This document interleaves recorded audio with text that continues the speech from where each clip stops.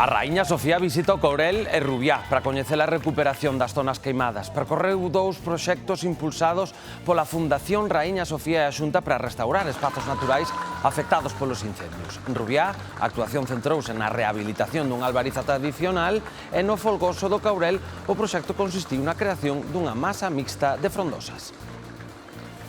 Pois eu creo que pos veciños do Courel e pa zona é moi importante que veña a reina, porque é a mellor propaganda que pode ter o Courel. Moitas ganas de verla. Personalmente, vamos... Eso vimos precisamente, que vimos de outros pueblos. Hai que ir a ver o Courel e como fai ela. Sempre ve moi ben, claro que sí. É máis a Reina Sofía, que é a nosa preferida da miña mãe. Boa tarde, comeza este Galicia Noticias do 8 de xullo. Está estabilizado o incendio forestal en Guntín que queimou 30 hectáreas. O lume comezara a tarde do martes. Para a súa extinción mobilizáronse polo de agora 2 técnicos, 16 axentes, 20 brigadas, 15 motobombas, 3 PAS, 5 helicópteros e 3 avións. Quedou finalmente estabilizado esta mañá por volta das 8. Rapidamente se actuou e por sorte pois agora mesmo está máis ou menos controlado e confiamos en que así siga. Tamén agradecer a colaboración cidadá, que todos os veciños e todo colaboraron con todos os medios que tiñan para axudar. Eses feitos ou esas lesións non poderían ser nunca constitutivas dun asesinato en grado de tentativa, que é o que piden neste caso as acusacións. Nos consideramos que como moito poden ser unhas lesións agravadas derivadas, digamos, do enfrentamento que tuveron as partes, eso é onde nos vamos a basar. Xulgan un veciño de Rianxo acusado de intentar asasinar un compañeiro de traballo. Os feitos tiveron lugar en agosto de 2025 no barco en que ambos traballaban. O acusado atacou presuntamente a vítima cun coitelo de grandes dimensións.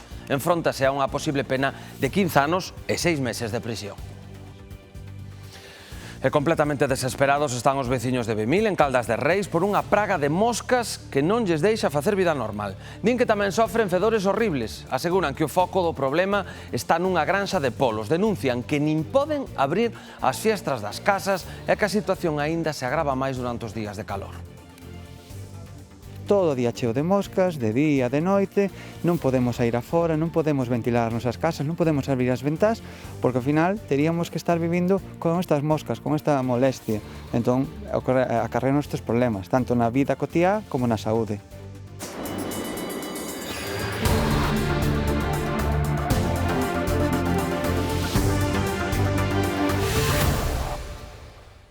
Esta mañá apareceu unha persoa morta no Arenteiro, no concello ourensán do Carballiño. Nuria, sábese que é o que aconteceu? Que datos temos?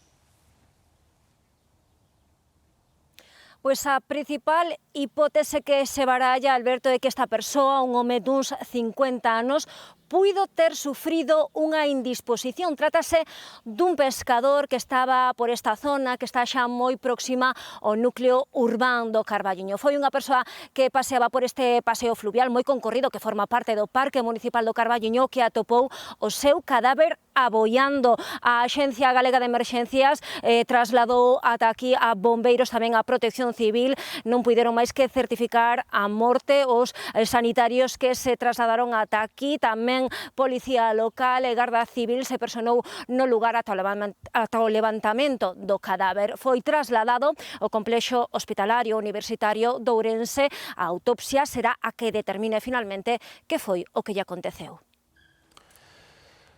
Grazas pola información, Nuria. Ingresa en prisión a muller que lle cortou o pescozo a outra moza en Lugo, nunha zona de ocio nocturno. Sucedeu durante unha pelexa entre varias persoas. A suposta agresora foi detida pouco despois. Tras prestar declaración, a xuíza que instrue o caso enviouno ao cárcere. Atribúelle un delito de tentativa de homicidio.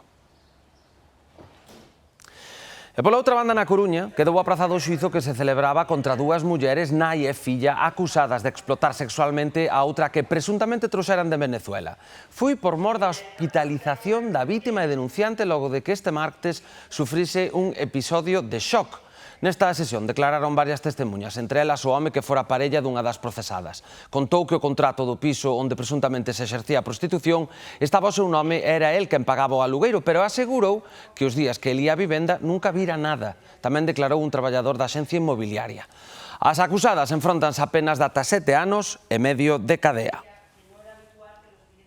E xulgan por intento de homicidio o home que atacou un compañeiro de traballo o verán pasado en Rianxo. Compartiran marea e estaban en período de descanso, pero os dous coincidiron en que nunca antes tiveran desencontros.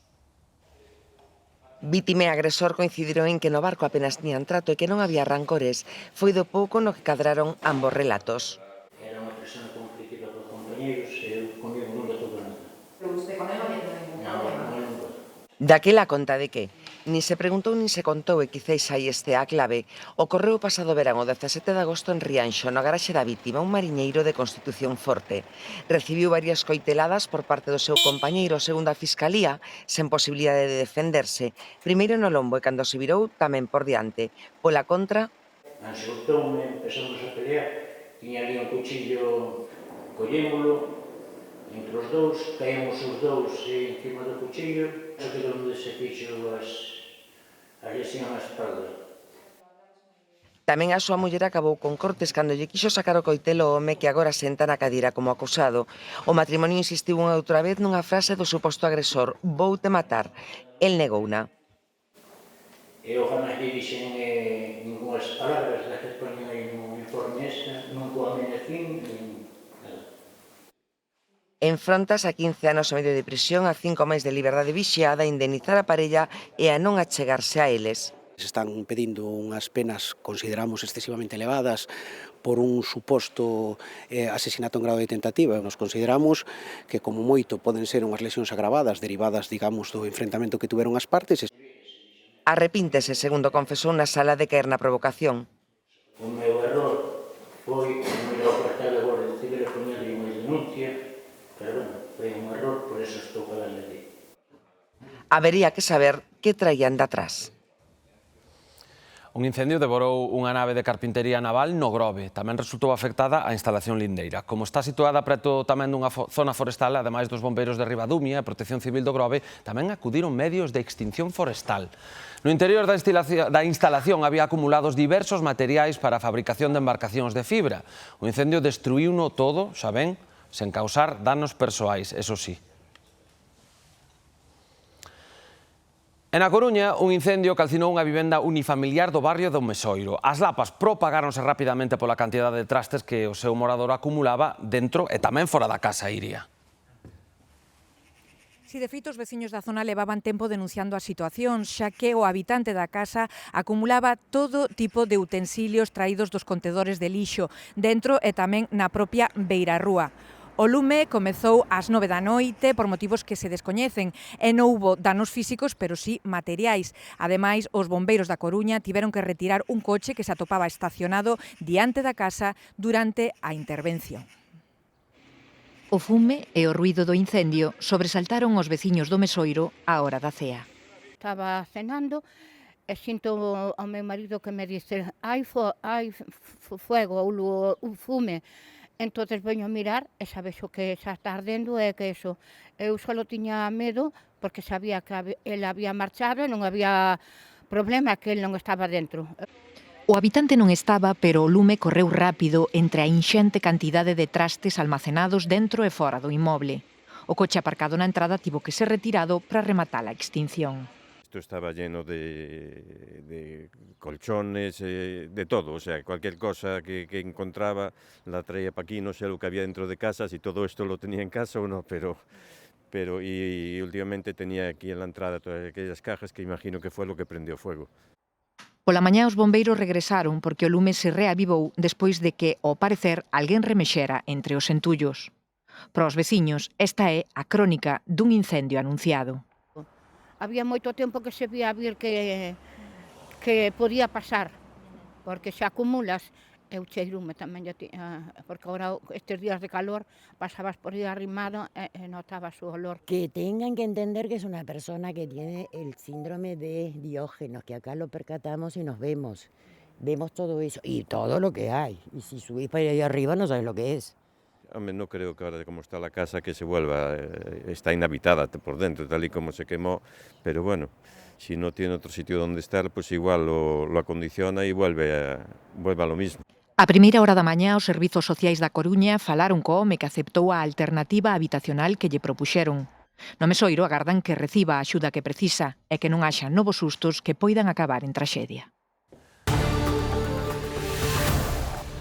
Na cidade de Ourense están preocupados polos mozos que nas últimas semanas utilizan a ponte romana para saltar o río Miño. Coidan que se trata dun comportamento non só incívico, por ser un monumento protegido, senón moi perigoso pros mozos. Nos minutos tratamos este tema aquí no Galicia Noticias de hoxe. A Garda Civil detivo un veciño de Ordes por un suposto delito continuado de incendio forestal. A investigación iniciouse a principios de mes tras rexistrarse unha sucesión de incendios no concello de Ordes. Despois de deter o sospeitoso, os axentes rexistraron o seu domicilio e interviñéronlle, entre outros obxectos, un recipiente con combustible e máis un acendedor. E Medio Rural xa confirmou a estabilización do incendio que afectaba a parroquia de Sirvián, en Guntín, dende a tarde de onte. Finalmente foron 30 as hectáreas afectadas e os medios van seguir traballando todo o día para lograr a súa extinción definitiva. Os equipos de extinción seguen hasta ahora a traballar no incendio forestal que onte á tarde se declaraba na parroquia de Sirvián, no municipio lucense de Guntín. Afectou a unhas 30 hectáreas e, por momentos, chegou a complicarse por mor do vento. En torno ás 4 da tarde recibimos o aviso do inicio do incendio e a verdade é que rapidamente se propagou.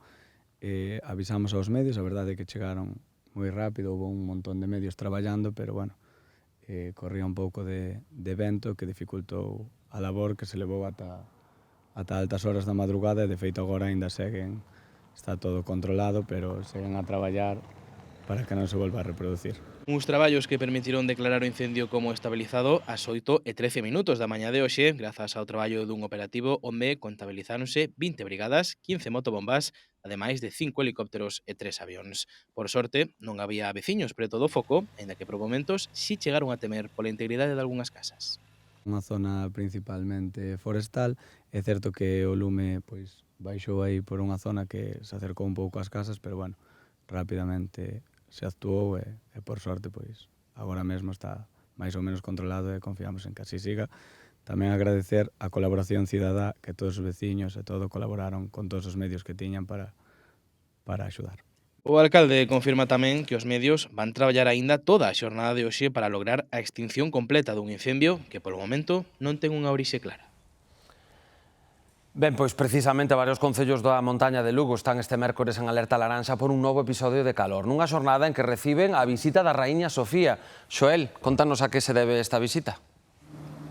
Pois a raíña emérita Alberto visitou este concello de Folgoso do Caurel, tamén o de Rubiá, para coñecer de primeira man os traballos de recuperación ambiental que a partir deste mes de xullo se van a levar a cabo nestes concellos por un importe de máis de 170.000 euros financiados entre a Fundación Reina Sofía e tamén a Xunta de Galicia. A súa chegada a esta praza do concello, a raíña saudou os veciños presentes que recibiron entre aplausos. Tamén estaban presentes os veciños da aldea de Vilar que perderan as súas vivendas durante os lumes no ano 2022. A monarca estivo acompañada ademais por outras autoridades como a conselleira de Medio Ambiente e Cambio Climático, Ánxeles Vázquez, tamén o delegado do Goberno, Pedro Blanco, ou o delegado territorial da Xunta, Alfonso Villares. Ánxeles Vázquez precisamente salientou esa colaboración entre ambas institucións para un proxecto de recuperación chave. Pois eu creo que pos veciños do Caurel e pa zona é moi importante que veña a reina, porque é a mellor propaganda que pode ter o Caurel. Moitas ganas de verla. Personalmente, vamos. Eso vimos precisamente, que vimos de outros pueblos. Sí, de onde veñen? Estas veñen de aí da baixa da Pendilla, eu veño de Sobredo. Encantados, é un privilegio para nós que este aquí a reina hoxe. A ver o Caurel e como fai ela. Sempre ve moi ben, claro que sí. É máis a reina Sofía, que é a nosa preferida da miña mãe, que está aí sentada para vela. Os veciños de Bemil, en Caldas de Reis, están desesperados polas moscas e polos fedores dunha granxa de polos. Denuncian que nin poden abrir as fiestras das casas e que a situación aínda se agrava máis durante os días de calor. As brétemas traen un día tranquilo ao lugar do Outeiro. A beira da granxa avícola apenas teñen unhas poucas moscas. Pero hoxe é día excepcional. Os veciños teñen que poñer tiras adhesivas que se enchen a xiña ou botar produtos químicos. Subiron ás redes sociais vídeos para demostrar que é tal a cantidade de insectos co pouco de botar en spray, teñen que barrer ou incluso baldear. Estamos todo o día cheo de moscas, de día, de noite, non podemos sair afora, non podemos ventilar as nosas casas, non podemos abrir as ventás, porque ao final teríamos que estar vivindo con estas moscas, con esta molestia. Entón, acarrean estes problemas, tanto na vida cotiá como na saúde. Os veciños incluso teñen que colocar tiras adhesivas nos galiñeiros e nos cortellos para protexer os animais, Cren que a granxa actúa cunha mala praxe e que amorea esterco de forma irregular. Ademais, cren que ao haber tanta calor, os labradores non lle queren o lixo dos pitos, polo que cada vez hai máis residuos e máis moscas. Yo no creo que se puedan acumular de esa manera pues esos residuos en el exterior, con estas temperaturas. No creo que no sería normal que se pudiera hacer, puesto que afectaría directamente a los vecinos tan próximos. Eso entiendo que está contemplado en la evaluación de impacto ambiental y no se está cumpliendo. As persoas afectadas estudan formar unha plataforma veciñal para emprender accións legais. Pedironlle informes ao Concello de Caldas e outras administracións, pero non lles dan respostas claras sobre a situación legal da granxa. Sí que hemos durante años pedido explicaciones en el ayuntamiento, pero nunca ha sido una respuesta definitiva de está legal o no está legal.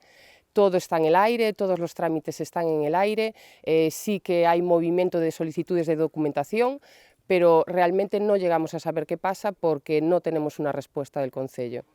Os veciños que teñen expostas as tiras din entender que no rural haxa moscas, pero aseguran que a situación é crítica e que vulnera os mínimos de saúde pública. Tremendo. En Ourense están preocupados polos mozos que nas últimas semanas utilizan a ponte romana para saltar o río Miño. Coidan que non se trata só dun comportamento non cívico por ser un monumento protegido, senón moi perigoso para os mozos no caso de caeren nunha zona pouco profunda do río.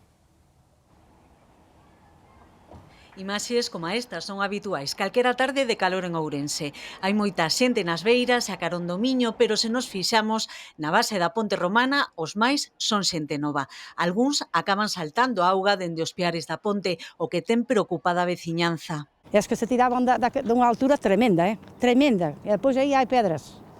Se tiran abaixo, pumba, dan unha pedra na cabeza e la van.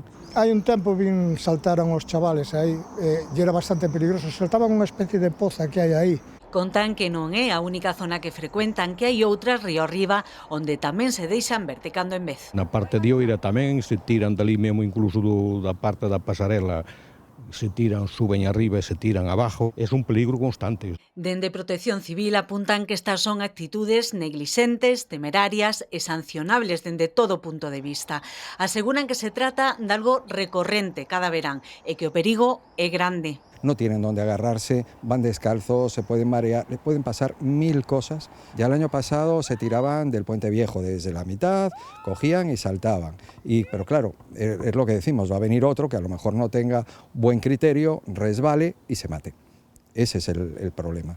Lembran que a maioría son menores, por iso apelan á responsabilidade dos seus proxenitores. Por outro lado, hai quen pensa que unha maior vigilancia da zona podería evitar situacións como esta. Pero tendrá que haber algunha vigilancia para que o impidan, non? Supoño eu. Que vai ser difícil que lle faga caso tamén, pero al menos están advertidos do que pode haber, o peligro que hai, claro. Dende Protección Civil lembran que Ourense conta con numerosas zonas de baño, como as piscinas, as praias fluviais ou as pozas, onde os usuarios poden refrescarse sen poñerse en risco. Imos agora ata o norte, ata Coruña. Os coñecidos como os golfiños de Riazor xa teñen quen lles faga a competencia. Chámase Valentina de Bronce Reyes. Sí, trátase desta escultura de bronce titulada Valentina, que, como ven, representa a unha muller a piques de botarse a auga. É obra de Miguel Couto e con ela o artista quere renderlle homenaxe aos bañistas que cada mañá vaia frío ou calor acoden a Riazor para mergullarse nestas augas do Atlántico con moita valentía, pero sobre todo con moita ledicia. Frío con calor, nos bañamos en Riazor. Da igual que sexa xullo ou xaneiro, os coñecidos como os golfiños de Riazor aparecen puntuais á cita con valentía. Todo el año. Pero como todos los días por la mañana hay que chegar a pasarlo ben. Y el atrevimiento de hacerlo todo el año. Bueno, non fai falta ser moi valente para eso, porque se ti ves a playa no verán e sigues vindo a playa no outono, e sigue vindo a playa no inverno, xa non encontras a auga tan desagradable. Penduran a roupa das súas perchas e van directos á auga. A veces con mucho frío, pero bueno, también nos viene bien para los huesos. Y el invierno está muy fría, pero lo sobrellevamos. Se da moita energía. Nos sentimos mejor en la circulación de la sangre. Agora, esta estampa coruñesa xa quedou inmortalizada con Valentina, obra do artista Miguel Couto, instalada moi preto de onde unha cuadrilla de xubilados fai o seu particular ritual cada día do ano. Valentina me parece moi ben, unha estatua moi moderna e moi representativa. Es un homenaje bonito, ¿no? Para todos nosotros, los que venimos a bañarnos. Fixo ilusión porque é un recoñecemento que levamos aquí tantos anos vindo a bañarnos. Eu en concreto 17. Pero esta figura de bronce non só honra os que desafían o frío cun sorriso, senón tamén a un xeito de entender a vida. Somos unha piña de amigos e amigas, xente moi maior, que nos respetamos, que nos queremos. Yo soy andaluza, pero bueno, me siento aquí bien. Despois nos vamos a tomar algo, eso é o mellor de todo. Deixan constancia de que hai tradicións que non compren calendario, só un bañador, unha toalla e moito valor. Así que agora, mentres Valentina permanecerá inmóvil no paseo marítimo, os golfiños seguirán mergullándose na auga cada mañá, vaya o tempo que vaya. E dende hoxe, ata o vindeiro 12 de xullo, Ortigueira convértese de novo en capital internacional da música celta. Comeza o seu festival máis emblemático, o Mundo Celta, cunha infinidade de concertos e propostas culturais. Os negocios da vila xa están preparados para acoller os numerosos asistentes que se dan cita aquí cada ano. Os primeiros campistas xa comezaron a ategar esta pequena localidade de Ortegal. E a tan só celebracións patronais, a Comisión de Festas da Parroquia Estradense de Matalobos sufriu un roubo no almacén do local social valorado en 500 euros, feito que deixou moi tristes os voluntarios que levan todo un ano para recuperar estas festas de San Benito e aseguran que o van conseguir, así non lo contaron. Que faena lles fixeron aos voluntarios da Comisión de Festas de San Benito de Matalobos a 2 días da celebración. Roubáronlles a mercancía almacenada no local veciñal no campo da festa por valor de 500 euros e agora teñen que comezar de novo despois de todo un ano de traballo para que as festas non se perdan.